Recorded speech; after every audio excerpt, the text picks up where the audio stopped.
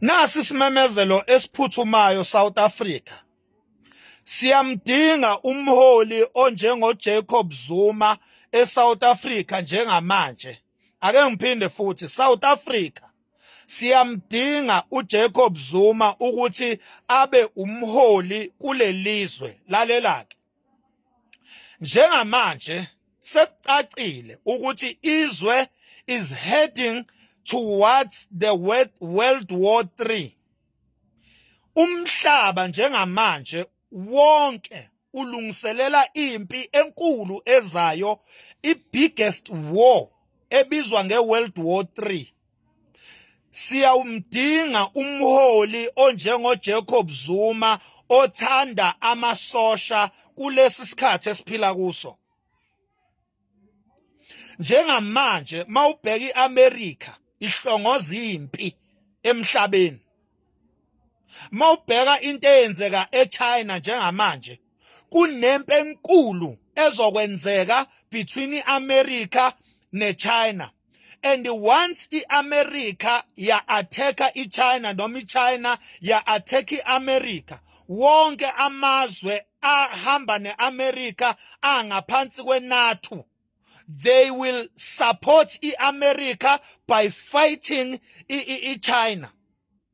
And if amazwe support iAmerica eshaya iChina, wonke amazwe supporta iChina abizwa ngeBRICS, kuzomela lawo mazwe alwe kanye neChina adefende iChina. Into ezokwenzeka uma ngabe iAmerica ifuna ukunqoba iChina, izotargeta i-weakest part kwi-BRICS, which is South Africa. South Africa is the weakest part kwi-BRICS.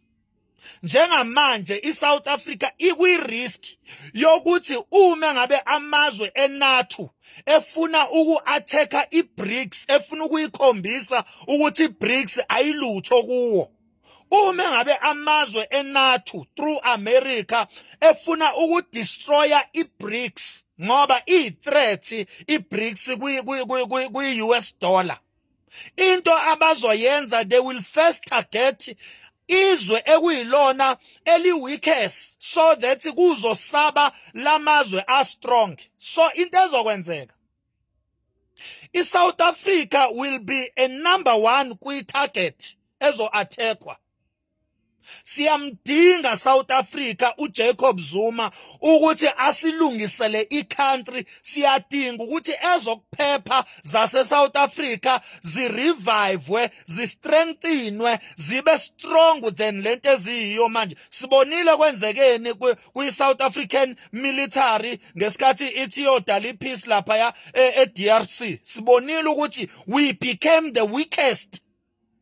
We became the weakest kwisitha se-DRC.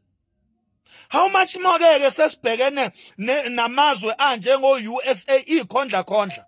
Ngithi mina South Africa ake sikhuphula amasokisi. Siyamdinga uJacob Zuma, umuntu owangena kwiposition yokuba upresident, wakhuphula umholo wamasosha, wangagcina ngokukhuphula umholo wamasosha, waqala iproject yokwakha ama-weapons amasosha, waze waproposa ne-nuclear deal. Siyamdinga uJacob Zuma. Bathe sebebona laba beNATO ukuthi njengamanje uZuma ubhizi ne-nuclear deal, ubhizi uzama indlela yokuthi South Africa ibe ne-nuclear bomb, nuclear everything, bavele bamshaya uZuma bamkhipha. Sangabona thina ngoba amehletha ayivalekile. Njengamanje ngabe la eSouth Africa sine-nuclear weapon. Ukube uZuma akazange akhishwe, ngabe sine-nuclear weapon, nathi ngabe siyizwe eli-strongest la eAfrica through uJacob Zuma, ukuba asivumanga ukuba akhishwe esikhundleni. But sinethuba lokukulungisa lokho. Nangu 2026 elections. Next year, ama-elections. Then ngo-2029, ama-national elections la khona iSouth Africa izobe iqoka upresident omusha wecountry. Sinethuba lokulungisa lento. Siyamdinga uJacob Zuma azosilungisela ezokuphepha zezwe, ngoba njengamanje isilima kuphela esingaboni ukuthi iWorld War 3 anytime ingasuka. And iSouth Africa ayinalutho, asinalutho, asinamasosha, asinayikhali, asinayibhamu, asinamabhomu, asinalutho nje eSouth Africa, asinalutho eSouth Africa. Siyamdinga umholi onjengoJacob Zuma owaziyo ukuthi first thing i-country eyidingayo idinga i-protection, idinga i-military. First thing, before ukhulume ngo-economy, ukhulume ngo-industrial, ukhulume into yokuqala edingwa yizwe i-protection. Izwe lidinga i-military, lidinga ukuba strong i-military. I-first thing, ukhiye loyo wezwe ukuthi military izwe liqine kangakana. That is the key.